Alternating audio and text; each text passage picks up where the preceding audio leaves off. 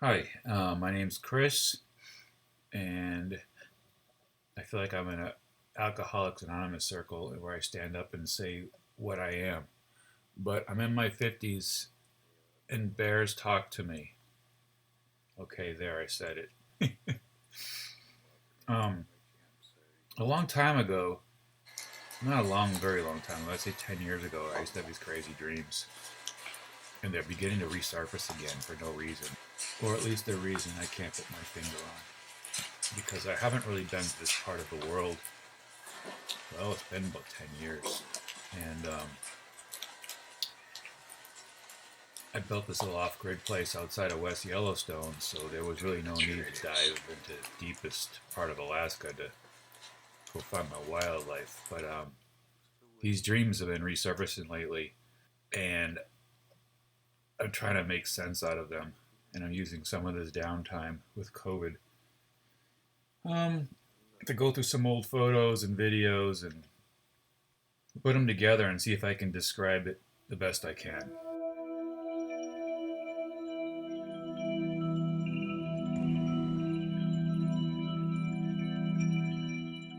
During the last several years, I have not had really lucid dreams, not ones that I can remember, anyways. And when I do remember them, they're often scattered and bounce all over the place. But, and they're not bouncing all over the place. And I can wake up with some quiet around me to reflect on them. The one that forges its way deeper into my psyche over and over comes from Alaska.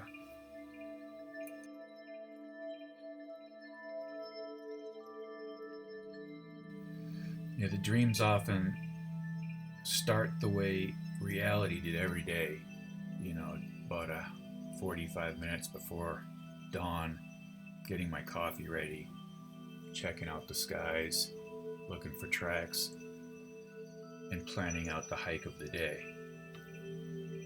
The really funny or interesting part about these recurring dreams is they don't really morph into some kind of crazy and flying or swimming under the water without having to breathe and or somehow finding myself transported to some different place. They just kind of continue like a normal hike would every morning that I get up to go do my hikes and to find new valleys and ridges and things to see and whatever is on the way, of course.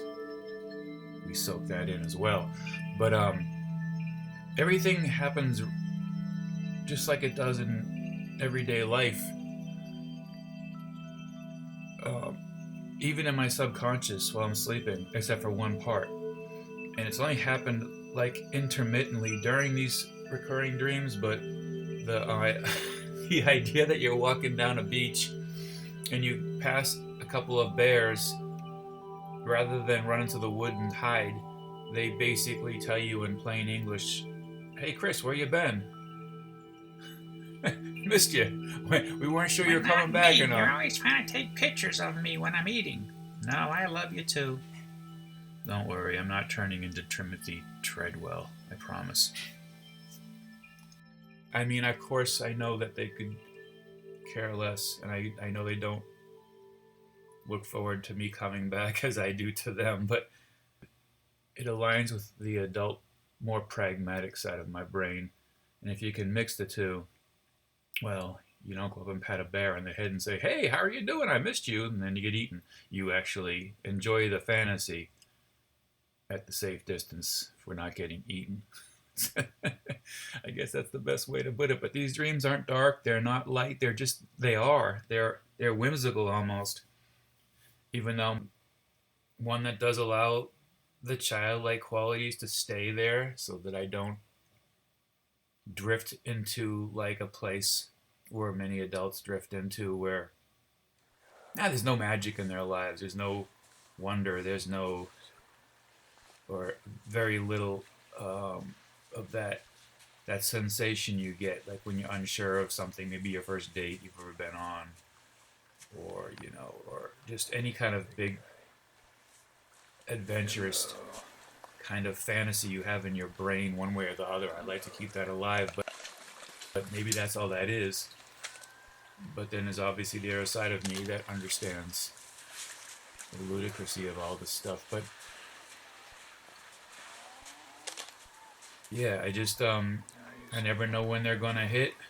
They've been hitting recently, and so with this whole COVID thing, I've had time to kind of go through some of the footage and put some thoughts together and put some images and some poorly constructed video um, to kind of highlight a day in the life of what I love about Katmai and Alaska in general so much. It's just a wild extension of where we all came from that's still viable. And it's almost some of these places are as if they haven't changed forever. And you can kind of go into a time machine, so to speak. But ultimately, it preserves that child in us that allows us to dream, even though we understand that dreams can be goofy. It allows us to reach for the stars. It allows us to kind of have that little pop in our step, that little lift, that you look at somebody and their shoulders are back, their face seems to be in the sun, and they just seem to embrace whatever the world's bringing them. And I think that's probably what these dreams represent. It's just that childhood wonder, surrounded by, oh boy, at sometimes 15 to 20 sows with at least, one, two, and sometimes three and four cubs. And it's never really a scary place. I don't know how to put my finger on it. Because when I walk amongst some of these animals in the lower 48, it's definitely a lot more scary to me. Maybe it's because we leave this place alone a little bit and people aren't, it's such a hard place to get to. And that places like this still resemble what they looked like before, we detoured rivers and created industry or did whatever we needed to do to survive, of course, but we had to redirect the natural balance and stream of things. So maybe that's what it's all about. Fun thing is this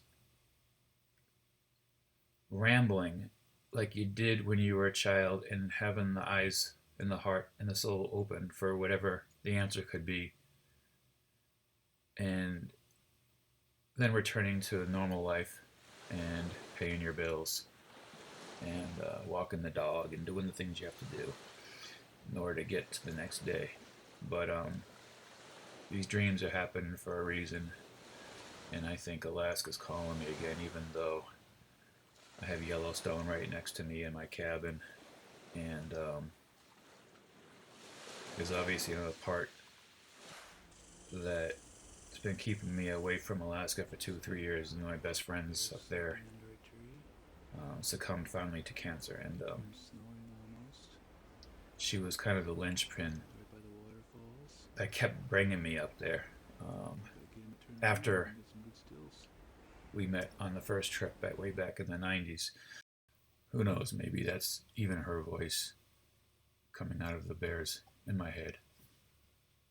So I got to get over that one too, and not get so comfortable in our lower 48 pockets of small pockets. So small, even Yellowstone to me is a small pocket of what's wild left, and even that's not wild. I mean, there's regulations. You can't do what you want there. Matter of fact, I can't even go into the park right now. So you're a good bear. It just seems like It's okay.